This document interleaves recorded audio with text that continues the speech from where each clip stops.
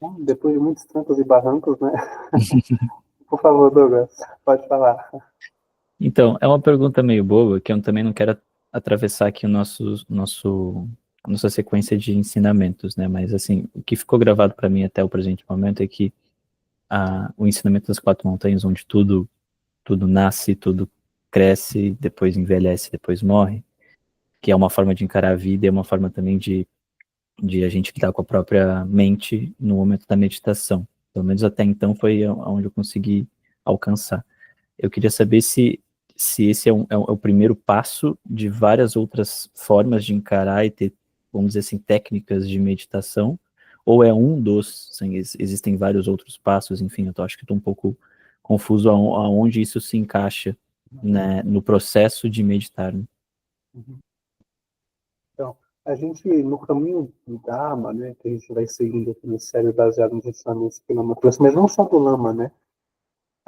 Só um pouquinho, a qualidade do som que eu ouvindo tá ok? Tá bem? Dá pra ouvir nítido? Ah, que bom, então. Mais ou menos, cara. Tá bom, vai, tá bom.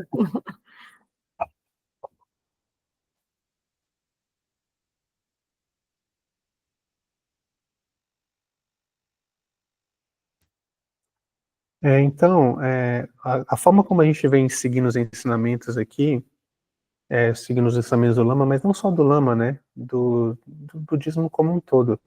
A gente tá sempre olhando esses pilares que a gente chegou aqui a comentar aqui, que é o de motivação, né? Ou compreendendo a natureza da nossa condição, estabilidade da mente ou meditação e pacificação das relações e cultivo de qualidades para a gente se mover melhor em meio à vida, né? Aí, aqui, esses ensinamentos sobre as quatro montanhas, ele está dentro da categoria de motivação, ou compreendendo a natureza da nossa condição.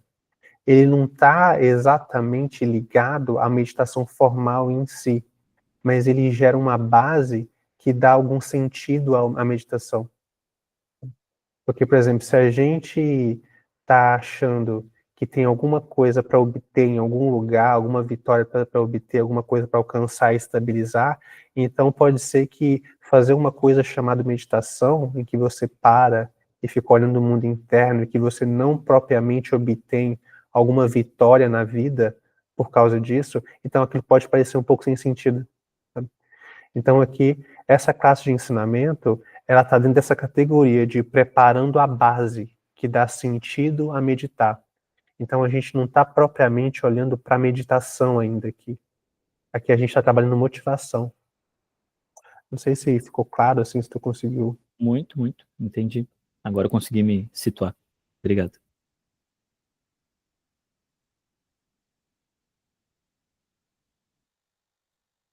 Se quem quiser fazer alguma outra questão, a gente pode seguir conversando mais um pouco.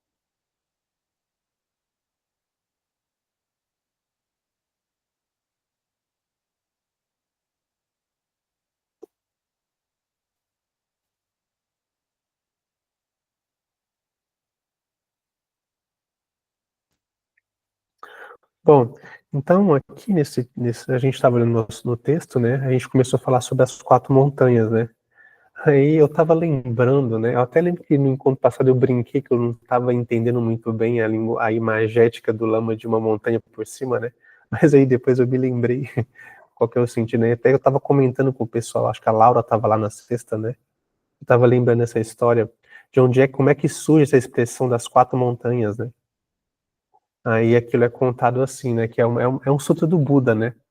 O Buda, ele estava conversando com um rei que ele estava olhando para o Dharma e para os ensinamentos, né, que a gente falando de dukkha, de sofrimento, de insatisfatoriedade, né, aí um rei, ele não estava entendendo muito bem aquilo, né, aí ele falando para o Buda assim, olha, eu, eu tenho um grande exército, sabe, se eu tenho algum problema, meu exército resolve, por meio da força, se não precisar força, eu tenho muitos ministros que resolvem todos os meus problemas, assim, em termos políticos, assim, sabe? Eu tenho um monte de servos, eu tenho riqueza, eu tenho minhas esposas, aquilo tá tudo mais ou menos bem, assim, na minha vida, né? Aí, então eu não vejo muito sentido nisso de sofrimento e insatisfatoriedade. Para mim, a coisa tá mais ou menos bem, assim. Aí o Buda vai e conta essa história para ele, né? De um rei que tinha um exército muito maior que o dele, que tinha muito mais ministros, que tinha muito mais servos e muito mais esposas, né? Tinha esse probleminha patriarcal, assim, né? Mas aí tudo bem. Mas aí, então, esse rei tinha uma condição muito mais favorável que aquele rei, né? Aí, um dia, chega um informante esbaforido, vindo do sul, e conta para ele: olha, rei, eu tô vindo do sul, e tá vindo do sul uma montanha de não sei quantos quilômetros de largura e não sei quantos quilômetros de altura, e ela tá se deslocando e vindo nessa direção. Aí, tão pronto ele termina de falar, chega um outro servo, informante do norte, e fala a mesma coisa. Aí chega um do oeste e um do leste, e todos eles dizem isso: olha, tá vindo uma montanha gigantesca de não sei quanto de largura, quilômetros de largura, não sei quantos quilômetros de altura, e elas estão se deslocando. Aí o rei, com todos os seus exércitos, ministros, servos, esposas e confortos, ele não tinha nada para fazer, porque ele estava ali preso entre as 4 montanhas, elas estavam se aproximando e espremer tudo, né? Aí o rei escuta aquela história e fica assim: ah, que situação difícil desse rei, né? Aí o Buda fala para ele assim: pois é, você também está preso entre as 4 montanhas, porque essas 4 montanhas é o nascimento, o esforço sustentativo da vida, a velhice e a morte. Então você está preso nessas 4 montanhas, e quando elas te apertarem, não vai ter exército, ministros, servos ou nenhum tipo de poder que vai te ajudar a ultrapassar e resolver isso.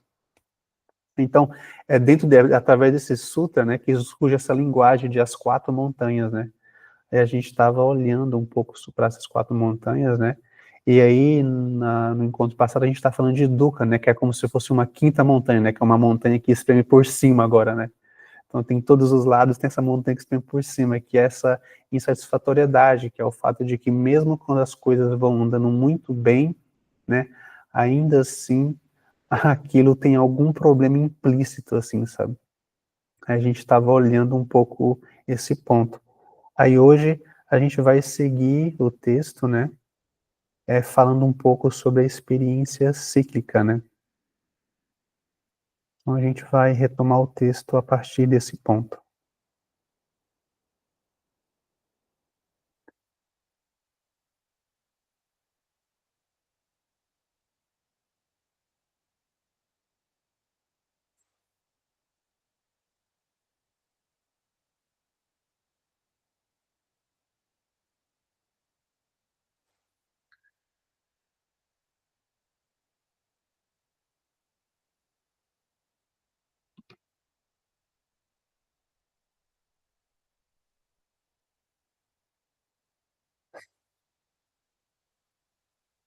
Então a gente vai seguir o texto. O Lama segue. Nós, entre as 4 montanhas, temos uma aparente liberdade. Essa aparente liberdade é exprimida de cima por dukkha, né? Essa insatisfatoriedade, o sofrimento. Esse aspecto de exprimir é oscilante. Isso é o aspecto cíclico. Às vezes aperta mais, às vezes alivia um pouco. Aí, quando alivia, nós nos alegramos. Depois vem um novo aperto, seguido de nova alegria, e assim vamos alternando. Em tudo isso, nós temos as conexões que nos impedem também de termos liberdade. Isso é o karma. Por exemplo, achamos que é uma expressão de liberdade torcer pelo esporte e não pelo náutico, né? Aqui o Lama estava dando a palestra lá em Recife, né? Então, essa é uma referência meio local, assim, né? Ou torcer pelo náutico e não pelo esporte. Ontem à noite, após o jogo, vimos os torcedores do Náutico andando cabisbaixos, pisando firme no chão, carregando bandeiras enroladas. Não sei o que aconteceu, mas posso imaginar, entendeu? O time perdeu ou empatou numa partida decisiva. Então, vamos nos dando conta de que há esse apertar cíclico. Parece que temos essa liberdade, mas ao mesmo tempo sentimos esse sofrimento da própria experiência cíclica. Voltando ao exemplo do jogo, hoje os torcedores do Náutico estão respirando um pouco melhor. Agora eles já podem dizer, domingo, quarta-feira ou sábado que vem, nós vamos jogar contra não sei quem e podemos ganhar. Então poderemos subir na tabela. E parece que tudo se alivia um pouco.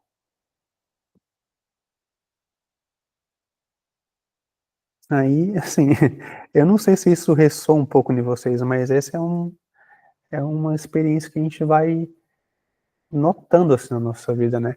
E é muito curioso, porque, por exemplo, se não tivesse esse relaxar, né, a gente não ficaria muito aprisionado, muito apegado ao samsara, né.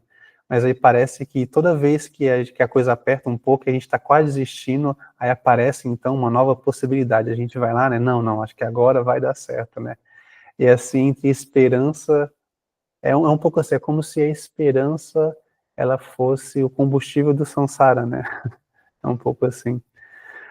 Aí tem essa imagem, né, que é de Mara, né.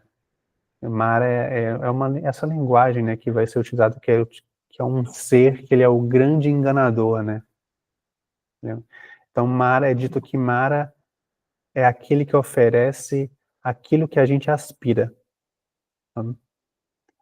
Aí, às vezes, a gente aspira coisas boas, né. Aí Mara, então às vezes, na linguagem cristã que a gente tem, assim, sabe, da forma como a gente se relaciona com Deus, é como se a imagem que nós tivéssemos de Deus dentro da visão budista fosse um pouco a imagem de Mara, sabe, que é mais ou menos assim, a gente fica pedindo alguma coisa: "Ó Deus, por favor, que, não sei, que eu fique bem de saúde, ou então não sei bem o que o meu carro, eu consiga comprar um carro novo, né, ou então que eu seja promovido no trabalho, ou então não sei bem alguma coisa", a gente está sempre pedindo alguma coisa dentro do âmbito das 4 montanhas, né.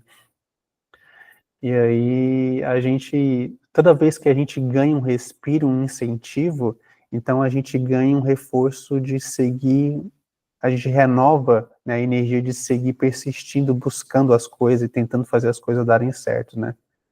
Mas a gente é convidado a desenvolver esse olhar, né, de que mesmo quando dá certo, não dá certo, uma vez que nunca dá certo definitivamente, né, porque tem esse aspecto cíclico, né. Aí, novamente, a gente vai desenvolvendo esse olhar, não para a gente ficar depressivo, né, ou desistir da vida, né. Tipo assim, não, então vamos sentar aqui no chão e esperar não sei bem o quê, né. Não é para isso.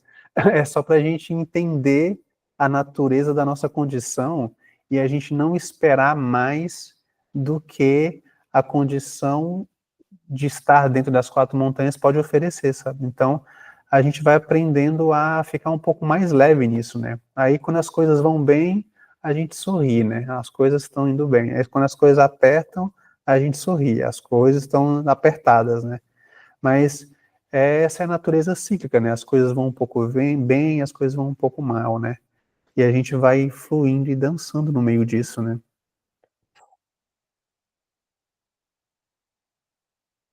Mas aí o lama segue. Então, aos poucos, nós vamos entendendo que há esse aspecto cíclico e que ele revela o que eu estava inicialmente introduzindo, que é o aspecto kármico. Nós não somos obrigados a vestir a camisa do Náutico, segurar a bandeira do Náutico e ir ao campo torcer pelo Náutico. O que nos faz fazer isso? Podemos dizer que isso é um tipo de loucura particular, mas essa loucura, ela é igual à dos torcedores do esporte, igual à loucura dos torcedores do time do Brasil, igual à nossa loucura quando estamos segurando a bandeira do eu mesmo, tentando ser vitoriosos na vida. É como se estivéssemos torcendo por um time particular, que no caso é o time de nós, né? Em alguns casos, somente nós torcemos por nosso time, ninguém mais. Nós estamos lastimando a ausência dos torcedores, pois nem a nossa mãe torce por nós. Estamos jogando um jogo e descobrimos que tudo que fazemos na vida está conectado à sustentação desse tipo em particular, o eu mesmo, que é como o time do javali solitário. Essa é uma expressão muito boa.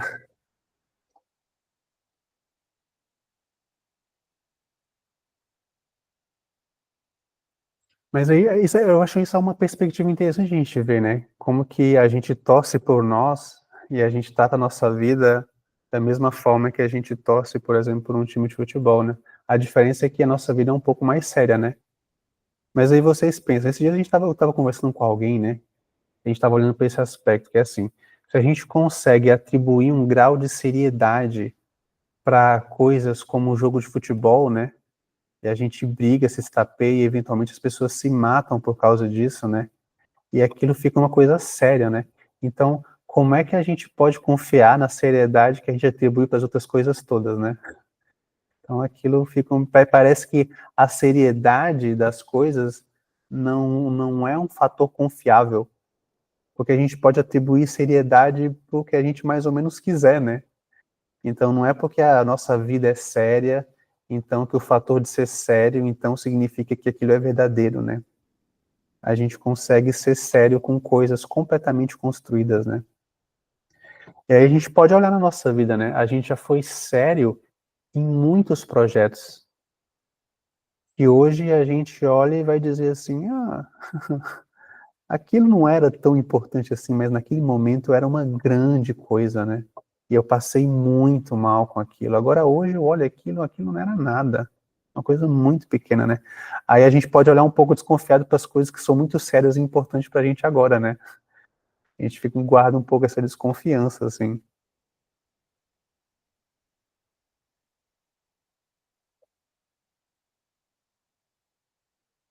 Então, Lama segue. Nós, então, surgimos como uma identidade, tentando sustentá-la, tentando provar para todo mundo que nós somos ótimos, que somos vitoriosos, que merecemos ser apoiados, que nós devemos atingir um lugar de destaque. E lutamos o tempo todo por isso. Isso é o aspecto kármico. Da mesma forma que torcemos por um time de futebol, nós torcemos por essa estrutura. Mas do mesmo jeito que o time não vai obter um resultado final, nós também não vamos obter um resultado final. Mas temos essa vinculação kármica e não perguntamos a nós mesmos se isso deveria ser assim ou não. Se eventualmente nos perguntarmos, também não temos autonomia para dizer que não, porque nos sentimos compelidos a isso, mesmo sem saber por quê. Isso é o karma, o conjunto de processos automatizados que respondem por nós e que nos mantêm agindo no mundo de modo condicionado.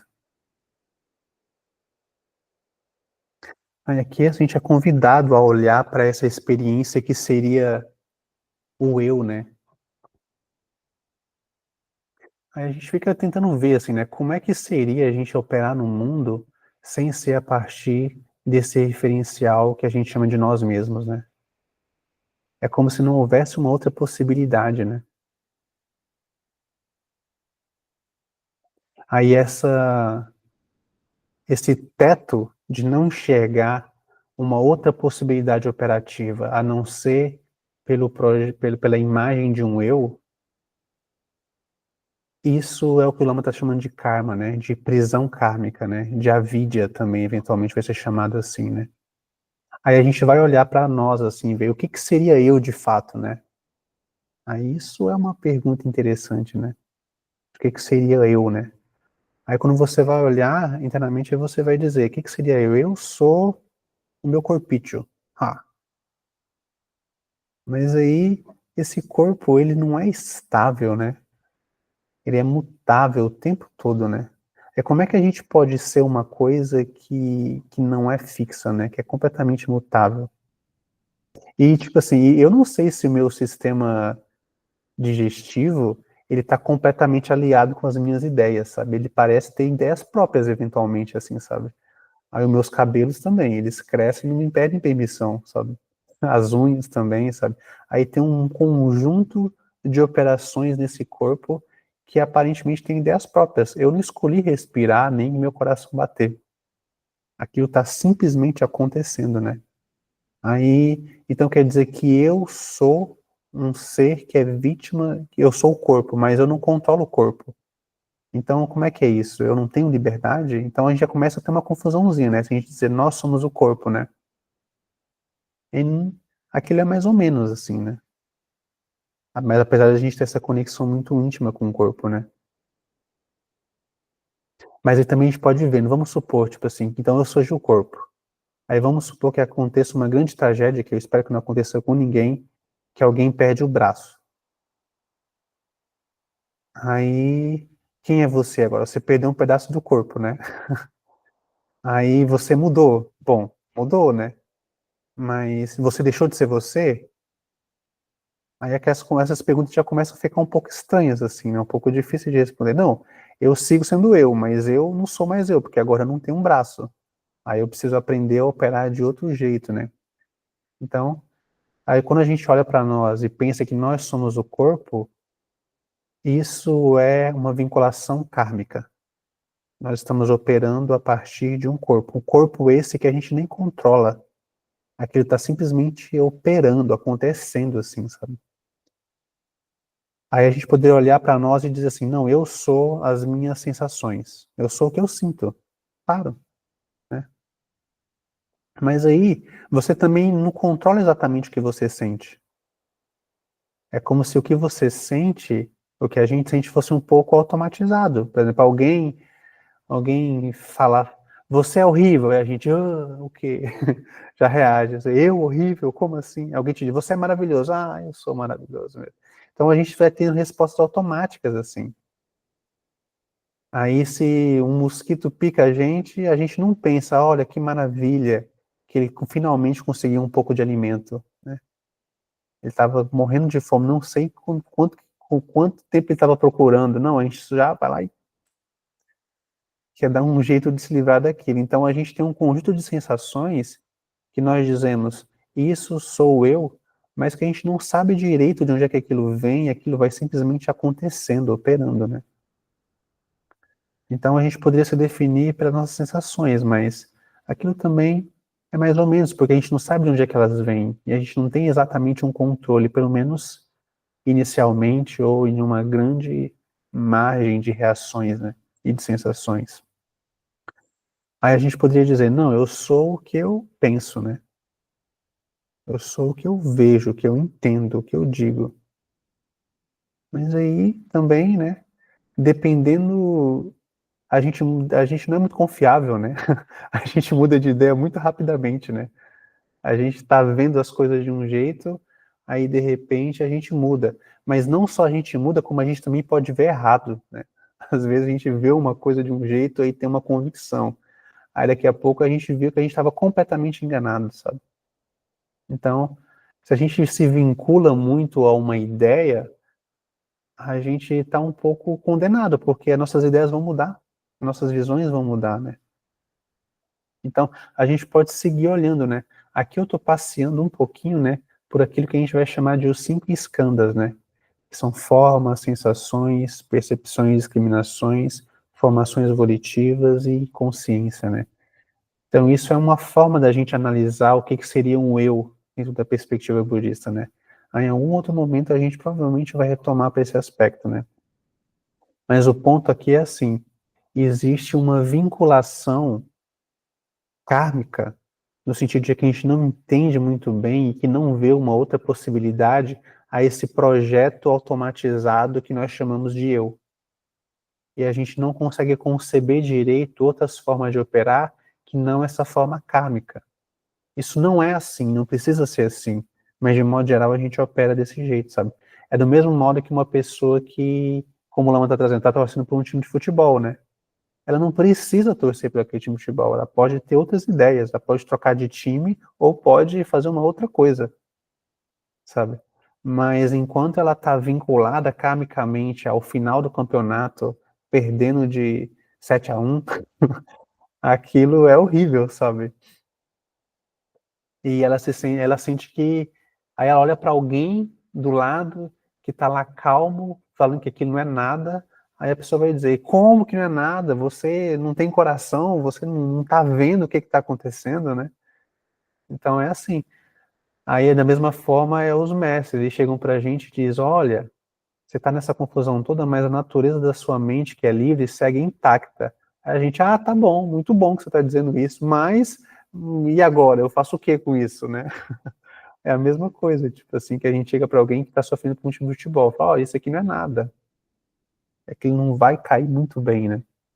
Então isso é prisão kármica, vinculação kármica, né? A gente se vincula, se gruda, se conecta a formas automatizadas de operar, que a gente não entende muito bem, não sabe muito bem de onde é que aquilo veio, mas a gente se sente aquilo, né?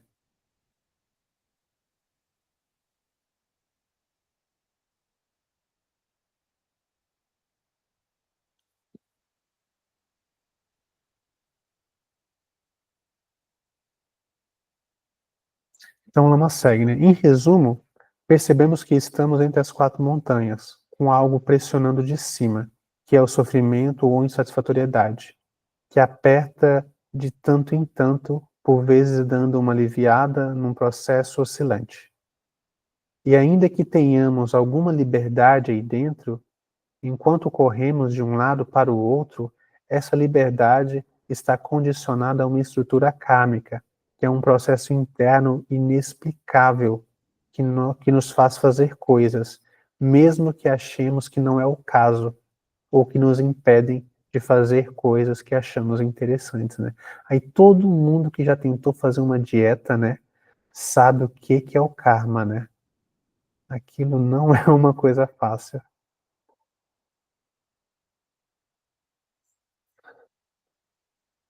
A Lama segue, por exemplo, estudar matemática. Temos que estudar e aprender aquilo, mas temos dificuldades. Aí nós estamos numa sala de aula, o professor está explicando e nossa mente está esvoaçando. Sabemos que deveríamos aprender o que nos está sendo ensinado, mas toda vez que pensamos que deveríamos aprender, nossos olhos se revolvem, ficamos meio tontos e não conseguimos dirigir nossa energia e nosso corpo para entender o que está sendo ensinado.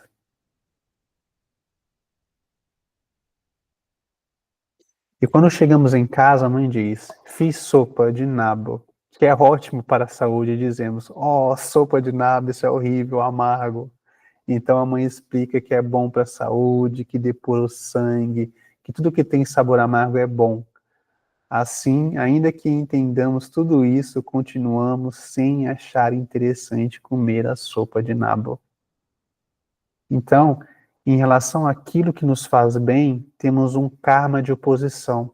Em relação àquilo que é ruim, rapidamente nos filiamos e dizemos, sim, vamos ao McDonald's. Ops, tomamos Coca-Cola e aí gostamos.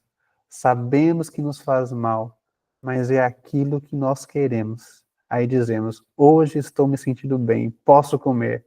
Mesmo que depois eu passe 2 horas meio pesado, eu me recupero. E com isso nós vamos comer aquilo que não nos faz bem. Então, o que há dentro de nós que nos leva a tomar esse tipo de decisão? Aí, essa é uma boa pergunta, né? E aí, cara, o que que tem dentro de nós que faz tomar esse tipo de decisão? Aquilo não é fácil. Isso é teimosia kármica, né? Acho que todo mundo já lidou, todo mundo que, tipo assim, que terminou algum relacionamento, né? E aí foi algum dia pro bar, né? Depois disso, aí depois de algumas horas, pega o telefone, sabe o que que é esse condicionamento kármico, né? Aí você manda umas mensagens e depois você lembra, nossa, eu não devia ter feito aquilo. Aquilo foi horrível. Então a gente tem essa questão, né, de que como é que pode que eu sei que isso não faz bem, eu sei que aquilo vai dar ruim, mas ainda assim eu tenho essa teimosia que entra assim brilhante naquilo que não vai dar bom, né? Aquilo é muito comovente.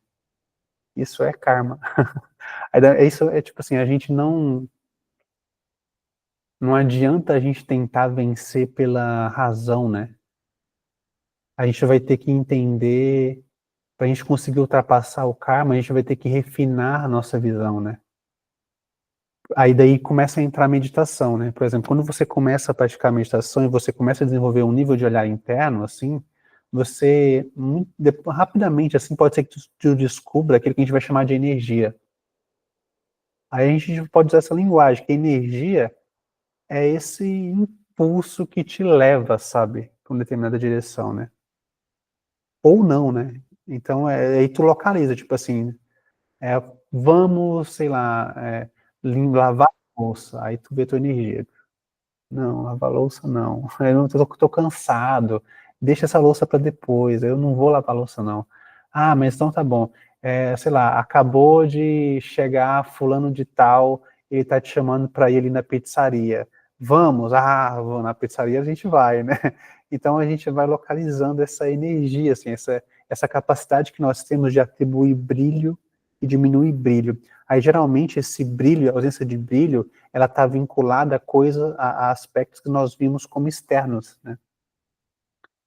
Mas aí, à medida que a gente vai meditando, a gente começa a desenvolver um olhar que vai entendendo esse aspecto da energia, né? E aí a gente vai gerando familiaridade com isso. Aí quando a gente senta para meditar, aquilo é uma coisa interessante, que é assim, tu não está sendo estimulado pelos sentidos. E a princípio também tu não está sendo incentivado a criar ideias legais e pensar histórias, não. Tu está sendo convidado a simplesmente parar. Aí é muito natural que à medida que você vai ficar parando por um tempo, que a sua energia comece a colapsar. Daqui a pouco você está, né, caindo um pouco assim, né? Aí isso é o quê? Tipo assim, a gente está um pouco viciado a funcionar por meio de estímulos. A gente vai chamar externos. A gente não tem uma capacidade de gerar uma energia autônoma, uma autonomia de brilho. E a meditação, sem explicar, sem ensinar, sem falar que tá fazendo isso, né, ela vai nos convidar a desenvolver essa energia autônoma. Porque se a gente não desenvolver essa energia autônoma, a gente simplesmente não vai conseguir seguir meditando. Aí vocês pensem, tipo assim, vocês aprendem a desenvolver um nível de habilidade que você consegue se manter desperto, atento, interessado, contente de forma autônoma. Aí aquilo é uma super habilidade, né? Isso te dá um grau de liberdade, né? Esse é o primeiro passo para libertar a gente do karma, que é das respostas automatizadas. Aí tipo, aparece uma coisa que chama a sua energia, aí você já tem uma estabilidade, tipo assim, não, é possível não seguir, né? Isso ainda não resolve, né? Isso é uma introdução, né? Mas já é um começo, assim, né? Do que simplesmente ser arrastado para lá e para cá pelos diferentes condições kármicas que vão aparecendo, né?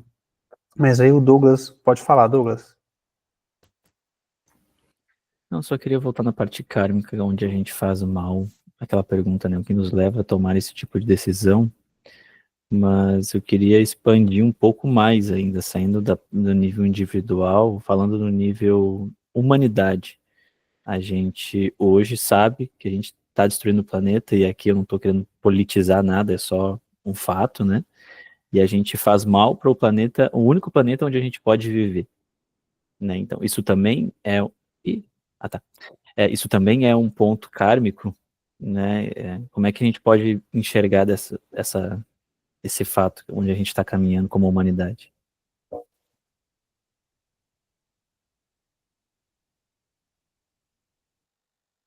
Então, a gente tem o que vai ser chamado de karma coletivo e tem os karmas individuais e tem os karmas coletivos, né?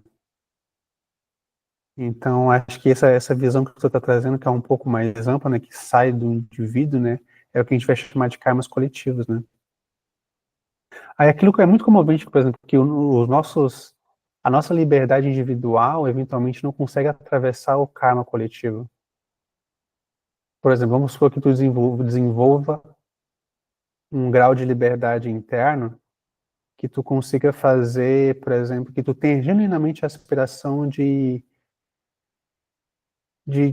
cuidar mais do planeta, né? Aí tu separa o lixo, né? Aí tu escolhe muito bem o que tu compra, né? Tu escolhe bem o que tu consome, tu conversa com as pessoas. Mas aí, tipo assim, tu vive numa cidade, né? E aquilo produz esgoto. E aquilo é tratado a partir de uma visão coletiva, e que tu tá inserido dentro, né? Então, aquilo não vai funcionar direito, né? Aí, por exemplo, dentro do budismo vai ter isso que a gente vai chamar de os 3 veículos, né? Que é o veículo individual, o veículo coletivo, né? E o veículo dinamite, né? Essa parte do dinamite vamos deixar um pouco de lado, né? Aí a parte do veículo individual é assim, a gente começa com nós. Com o que a gente sente, com o que a gente está vivendo, com o que a gente está fazendo. Então, é como a gente varrendo a porta da casa, sabe? Tirando as folhas da porta da nossa casa, né? Então, isso é um começo. Mas daqui a pouco a gente vai se dar conta que não adianta se o vizinho do lado, né, passa um vento, né? Aí vai jogar. Então a gente vai entendendo que não adianta a gente fazer só por nós. A gente vai ter que fazer pelos outros também, né? Então a gente começa com a nossa prática individual, mas inevitavelmente aquilo vai ter que se expandir, né? Aí vai surgir nas sangas, né? Aí vai surgir nos sonhos coletivos, né? Mas ainda assim, a gente está estudando aqui, né? São as 4 montanhas, né? Por mais que a gente construa uma sociedade maravilhosa e que a gente salve o planeta, a gente segue entre as 4 montanhas, né? Daí que vem o veículo dinamite, né? Que ele dinamita tudo, mas não num bom sentido, né? Né? Que explode tudo assim no sentido de reconhece a natureza insubstancial de vacuidade e luminosidade daquilo que independe da cara que aquilo toma. Se aquilo está bem, aquilo é vazio de uma existência intrínseca e é produto da criatividade luminosa da mente. Se aquilo é bom, aquilo é vazio de uma existência intrínseca, e esse é o veículo dinamite. Mas um não exclui o outro, sabe? Por exemplo, essa visão mais ampla que vê a natureza das coisas, ela não exclui o cuidado coletivo. E o cuidado coletivo não exclui o cuidado individual. Aquilo é uma coisa mais ou menos assim, sabe? Essa ideia dos veículos a imagem é justamente essa, né? O veículo, como é que ele surge, né? A gente está num lugar, né? A gente quer ir para outro, né? A gente quer sair de uma condição. No caso aqui, as 4 montanhas, né? Aí a gente vai ter que arrumar um veículo. Aí, às vezes, o veículo é só nossa bicicletinha, né? A gente não consegue colocar ninguém em cima, aí a gente vai na nossa bicicletinha. Mas daqui a pouco a gente vai naturalmente desenvolvendo habilidades, né? Aí aquilo vira uma motinha, aí já cabe um, né? Aí daqui a pouco vira um carro, né? Daqui a pouco tem seres que são um navio inteiro, né? Que são, no caso, os mestres, né? Que a prática deles coloca uma imensidão, uma grande quantidade de seres praticando junto e gerando sonhos e fazendo coisas positivas, né? Aí esse é o grande veículo, né? Aí aquilo é um desenrolar natural, né? À medida que a gente vai praticando e a gente vai sendo preenchido pelo, pelo, pelos efeitos benéficos do Dharma, aquilo vai nos preenchendo e vai derramando, vai transbordando. Daqui a pouco as pessoas começam a olhar e vão dizer, uai, o que tem aí? O que está acontecendo? O que você está fazendo? Daqui a pouco vai juntando uma turminha e a gente vai andando, vai contemplando, vai fazendo as coisas junto, vai sonhando coisas positivas, mas ainda assim é tudo dentro das 4 montanhas, né? Mas tudo bem, é dentro das 4 montanhas fazendo coisas positivas, né? Aí, Sua Santidade Dalai Lama, ele vai dizer assim, né, que o esforço para você fazer coisas ruins e o esforço para você fazer coisas boas é o mesmo. É melhor fazer coisas boas, sabe? Então, é uma coisa mais ou menos assim. Não sei se você clarifica um pouco o que eu estava pensando. Bastante.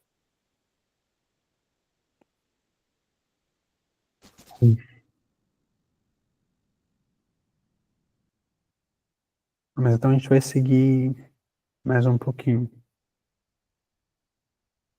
Então, o que há dentro de nós que nos leva a tomar esse tipo de decisão? Desse modo, podemos descobrir que as nossas doenças são kármicas, porque nós, karmicamente, vamos fazer as coisas equivocadas novamente. Mas, de onde surge essa estrutura kármica? Então, nos damos conta de que não estamos livres. Aí, essa expressão karma, né, ela é uma palavra muito comum na nossa cultura já, né? Mas aqui a gente começa a entender um pouco o que significa o karma dentro da visão budista, né? Então, karma é esse aspecto, tipo assim, que é essa responsividade, essa operação automatizada, que a gente não se dá conta muito bem, que a gente simplesmente segue. Ou que a gente se dá conta, mas que não vê uma possibilidade de operar diferente, né?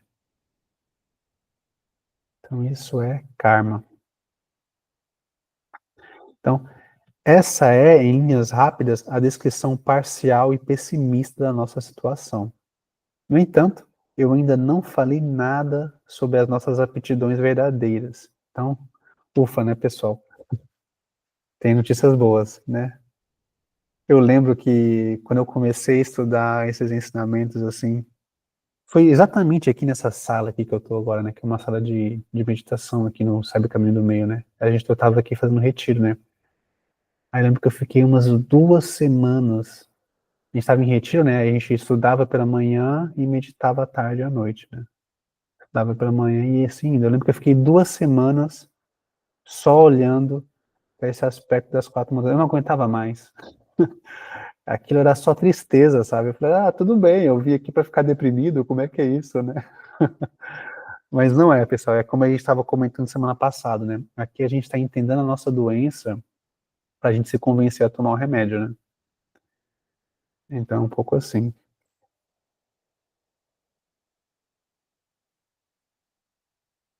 E também é interessante essa pergunta que o Lama fez, né? Que é assim, tá bom, então o karma surge e acaba governando a gente, né? A gente não se dá bem conta de como é que aquilo veio, como é que aquilo surgiu. A gente poderia se perguntar, né? De onde é que vem o karma? Como é que o karma surge? Como é que surge essa responsabilidade? De onde é que essa responsabilidade automática vem? Aí onde é que ela fica quando ela está operando, né? E para onde é que ela vai quando ela desaparece, né? Aí o que é que vê isso tudo, né? E onde é que isso está? Essas são perguntas, né, que vão expandindo assim um pouco o nosso olhar, né? Porque quando a gente se pergunta isso, quando a gente se coloca na posição de olhar isso, a gente não está mais com a mente estreita, presa dentro do karma, achando que o karma é tudo, né? A gente, no mínimo, a gente ampliou um pouco o olhar para tentar ver um pouco mais amplo, né?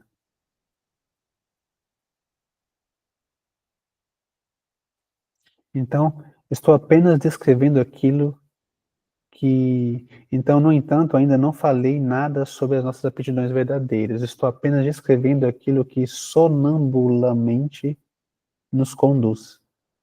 Se nós não acordarmos para a nossa realidade, simplesmente continuaremos presos dentro disso, acreditando que temos liberdade. É como um adolescente que acorda às 10 horas da manhã achando que isso é liberdade. Ele não vê o karma operando dentro dele. Ele jamais é capaz de arrumar o seu quarto e pensa que isso é liberdade. O Lama, ele sempre teve esse probleminha com os adolescentes, parece, né? Acho que o Lama, ele tá com 76 anos, né? 76, 76, 75. E ele tem filhos adolescentes agora ainda, sabe? Então, mas ele também já tem netos adolescentes, com a mesma idade dos filhos, sabe? Então ele teve muitas oportunidades de contemplar a vida dos adolescentes, assim, sabe? Então aquilo é um prato cheio para a vida dele, assim, eu acho bonitinho de ver.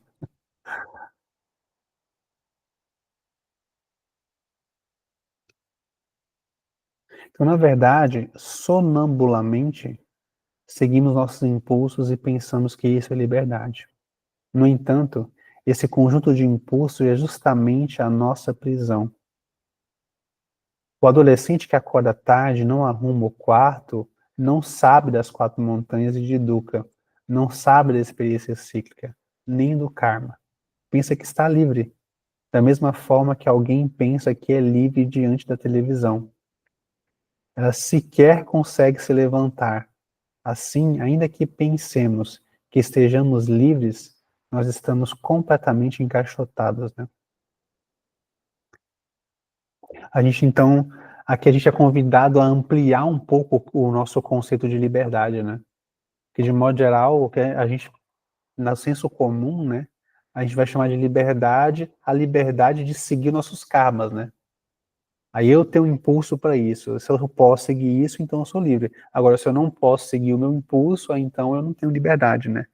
Então, na visão comum, assim, é como se a liberdade fosse a prisão ao karma, sabe? A responsividade, sabe? Aí, inclusive, eu não sei se vocês têm, inclusive eu tô até lembrando, tem uma música do Legião, né? Eu não quero aqui citar essa sabedoria popular, né? Mas acho que tem uma música que vai dizer, tipo assim, que disciplina é liberdade, né? Então, aquilo está um pouco mais conectado, essa noção de liberdade está um pouco mais conectado com a visão budista do que essa visão de liberdade do senso comum, né? Por exemplo, liberdade é você não ter que responder necessariamente aos impulsos que surgem por dentro de nós, né? Ou poder também, né? Agora, existe um outro aprisionamento que é não seguir. Eu não vou seguir. Aí isso a gente pode ver como um tipo de liberdade, mas depois de uma certa medida, fica um tipo de aprisionamento também, né? Porque daí existe o certo, que é não seguir, né? E existe o errado, que é seguir. Aí pronto, a gente está aprisionado na nossa visão de certo, que é essa rigidez frente às coisas, né? Então, aquilo não é fácil.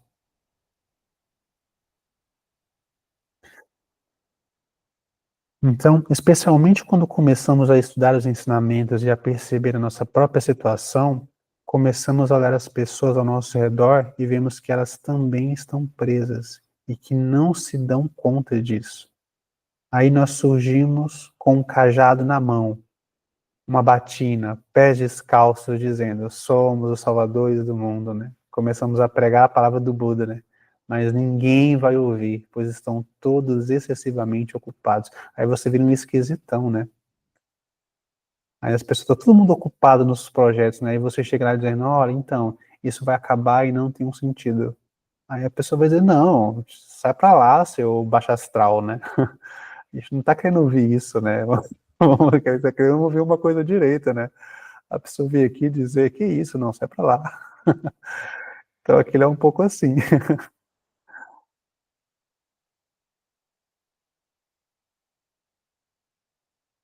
Então confesso para vocês que tenho amigos de 40 anos atrás que, apesar de jogar a rede, eles não conseguem pegar, pois eles têm seus próprios mecanismos de defesa. Eles se tornam completamente defensivos. Não se dispõem a olhar de forma mais profunda. Uma forma de nós nos defendermos é nos ocuparmos muito. Quando uma amiga minha de 40 anos atrás se aposentou, eu pensei: agora ela vai ter tempo. Mas que nada.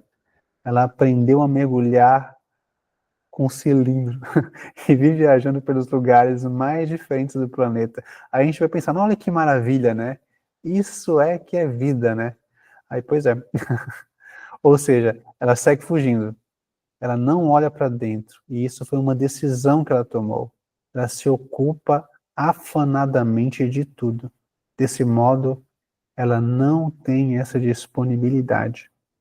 Então, quando vocês encontrarem as pessoas assim, vocês olhem para vocês mesmos, para ver os mecanismos de defesa delas, que são também nossos, de cada um de nós. Ou seja, percebemos como é que nós também evitamos chegar a um certo nível de compreensão. Aí que o Lama já dá pra gente um antídoto de a gente não cair em um olhar de julgamento, né? Com as pessoas, né? Porque não é a situação de alguém, né? É a situação dos seres, né? Aí aquilo é muito comovente, tipo assim, ver como é que a gente vai se aprisionando, né? Mesmo quando a gente tem tempo, né? Aí vocês vejam, por exemplo, eu lembro de uma época, né, que eu estava na universidade, né? Aí eu pensava assim: nossa, isso é muito comum, né? Não é uma coisa minha, né? Aí eu pensava assim: nossa, quando eu estiver trabalhando e tiver um salário tal, aí a minha vida vai melhorar. Aquilo vai ser uma boa coisa. Eu comecei a trabalhar e ter o salário tal. Aí eu falei, eu lembro quando eu tive meu primeiro salário, eu falei: oh, isso agora a vida vai mudar, né? Agora a coisa vai ser diferente, assim. Aí alguns meses depois eu já tava querendo um aumento, sabe? Porque aquilo já não tava mais funcionando, assim, sabe? Então é assim, sabe? Aquilo não tem fim. Aí na linguagem budista, né, vai ter assim: mas isso é Mara, né? A Mara é assim: ele nos oferece uma coisa boa, que tem uma cara boa, e a gente vai lá e diz: sim, eu quero isso. Aí tão ponto a gente pega, a gente tá amarrado, a gente tá preso naquilo, né? Aí vocês pensem: vou desenvolver um projeto muito legal. Aí vocês começam a desenvolver esse projeto super legal. Aí daqui a pouco vocês estão sem tempo. Aí tem alguém te cobrando de fazer alguma coisa, aí aquilo é assim um pouco assim. O samsara não tem como sair ileso, pessoal. A gente vai fazer uma coisa boa, isso é dukkha, né? aquilo sempre vai ter um precinho, né? Mesmo na física, né, isso tem na parte, por exemplo, de... Bom, eu não vou ficar perturbando vocês com resgatando minha identidade física e falando de coisa de física aqui, né? Eu vou, vou poupar vocês disso. Mudei de ideia, né? Eu tô lendo aqui, a gente tá com alguns minutinhos, né, pra gente chegar no nosso tempo. Aí eu vou deixar um espaço, assim, para alguém quiser fazer alguma coisa, falar alguma coisa. Deixa eu ficar aberto.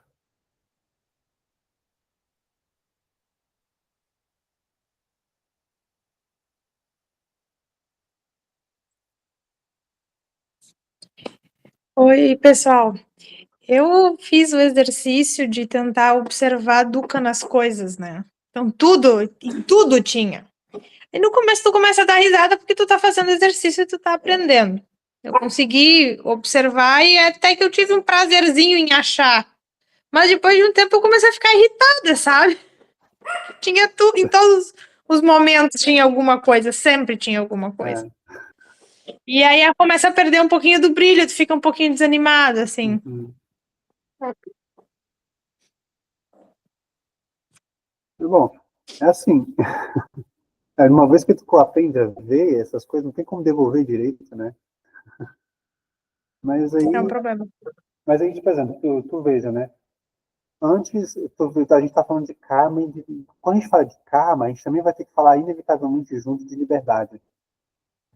Porque se existe karma, existe liberdade, né? Se existe prisão, existe liberação, né? Aí a gente pode ver, tipo assim, antes tu estava vendo com interesse, né? E com animada, né? Então isso é um karma. Por exemplo, diante dessa nova forma de olhar, tu teve uma resposta interna, que era, legal, divertido, tu acha interessante. Aí, pelo poder da liberdade da mente, agora exercendo o mesmo olhar, tu fica desanimada. Agora, se tu não pôde confiar na visão de estar animada, como é que tu vai confiar na visão de desanimada agora? Complicado. Então, Realmente, essa situação aí do karma é meio difícil de entender. Não sei se só sou eu. Karma é toda situação, é toda percepção, seja positiva, pelo que me parece. o karma, inicialmente, eles são ações, né? Tipo assim, são ações da mente. Aí essas ações, isso falando de forma mais ampla, né? Essas ações, elas podem ser tanto lúcidas quanto não lúcidas. Por exemplo, dentro da visão, a gente vai ter os 5 Budas, né? Que são as 5 sabedorias. Aí vai ter a família karma, que é a ação realizadora, a ação que tudo realiza. Mas aquilo é uma ação lúcida. Então, karma, de uma forma mais ampla, pode ser dito como sendo uma ação. Mas numa visão confusa, essa ação ela é não lúcida. A gente não vê de onde é que ela vem. Aí, então, essa ação ela pode ser ou vista como positiva ou vista como negativa. Aí, por questões didáticas, às vezes a gente vai separar o karma negativo chamando ele simplesmente de karma. E o karma positivo chamando isso de mérito. Mas isso é uma forma didática. A gente vai falar de karma e mérito, mas karma e mérito são karmas, são responsabilidades. Mas a diferença é que os méritos são karmas que levam para direções favoráveis, enquanto que os karmas, né, são karmas que levam para direções desfavoráveis. Aí, por exemplo, a gente operar a partir das 6 emoções perturbadoras, que é raiva, medo, né, carência, desejo, apego, obtusidade mental, né, inveja, competitividade, orgulho, arrogância, né. Aquilo são karmas, são formas responsivas de nós operarmos que nos levam para condições difíceis, mais complicadas.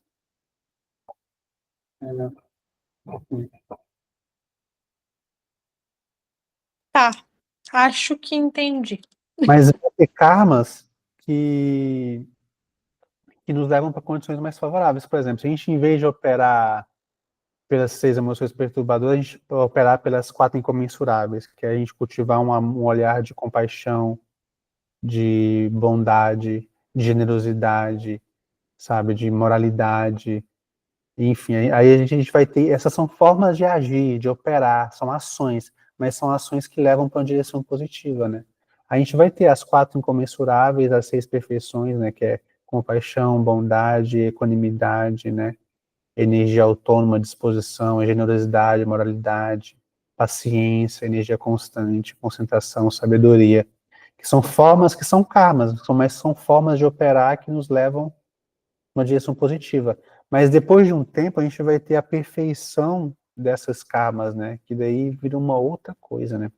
Mas a gente pode entender o karma assim. Tão simples quanto assim, sabe? Você tá aí agora e alguém grita, oh! Aí você tem um susto, né? Esse susto que tu tomou é uma resposta kármica. Mas tu poderia simplesmente só fazer assim. Que é isso? O que você está falando? O que você está gritando aí, né? Você nem poderia assustar. Isso é uma resposta kármica. Tu poderia começar a dar risada, achar engraçada a pessoa ter gritado. Isso é uma resposta kármica, né? Então, o karma é isso, são essas nós somos um ser kármico. Então tu vai encontrar o karma em tudo, tipo assim, sabe? Aí, por exemplo, tu vai dizer, tu gosta de sorvete de chocolate. Karma. Tem gente que não gosta. Claro que são pessoas que claramente não são confiáveis, né?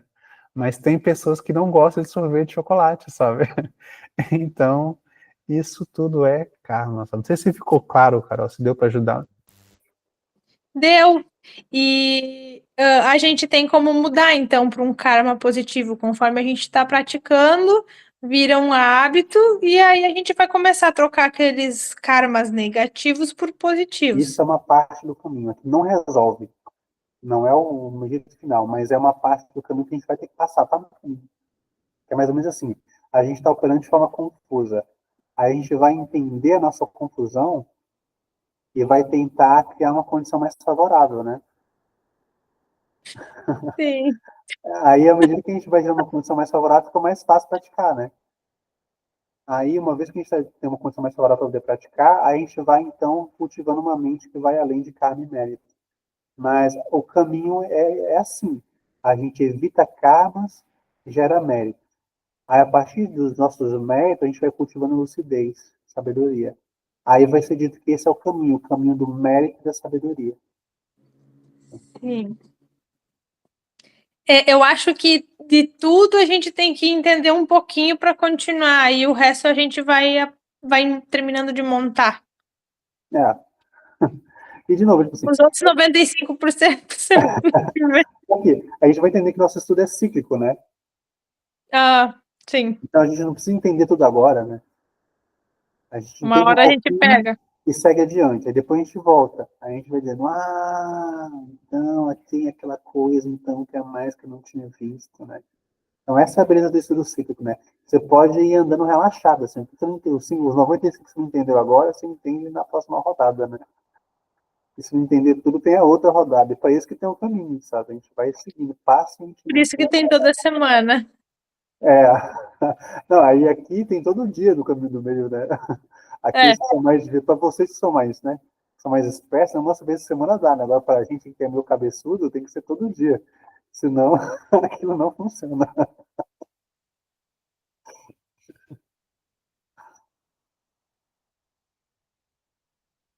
Bom, mas então acho que a gente pode fazer dedicação, né?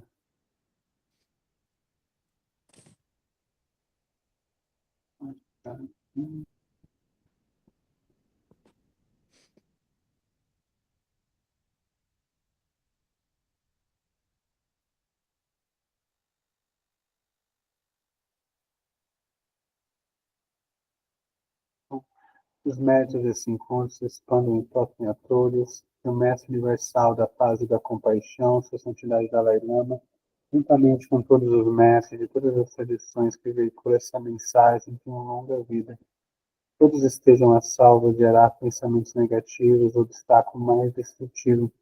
Esses pensamentos nunca surgem em nossa mente. E que todos os seres também estejam livres de pensamentos negativos. Ao longo de minhas muitas vidas e até este momento, todas as virtudes que tenho alcançado, inclusive os méritos gerados por essa prática e todas as que vieram a conseguir, ofereço para o bem-estar dos seres sencientes. Possam a doença, a guerra, a fome e o sofrimento diminuir para todos os seres, enquanto sua sabedoria e compaixão aumentam nesta e em vidas futuras. Possa eu claramente perceber todas as experiências como sendo tão insubstanciais quanto o tecido do sonho durante a noite, e imediatamente despertar para perceber a manifestação de sabedoria pura no surgir de cada fenômeno. Possa eu rapidamente alcançar a iluminação para trabalhar sem cessar para a liberação de todos os seres. Budas e Bodhisattvas em conjunto.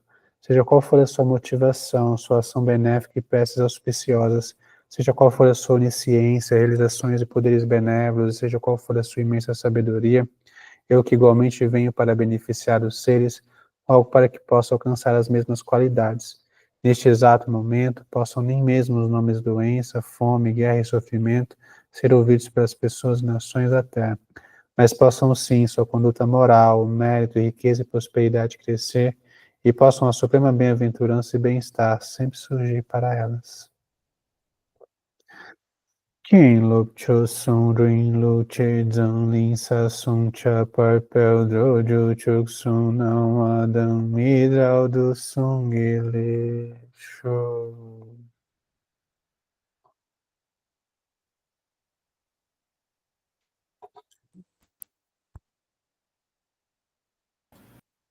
Obrigada, Renato. Obrigado, Renato.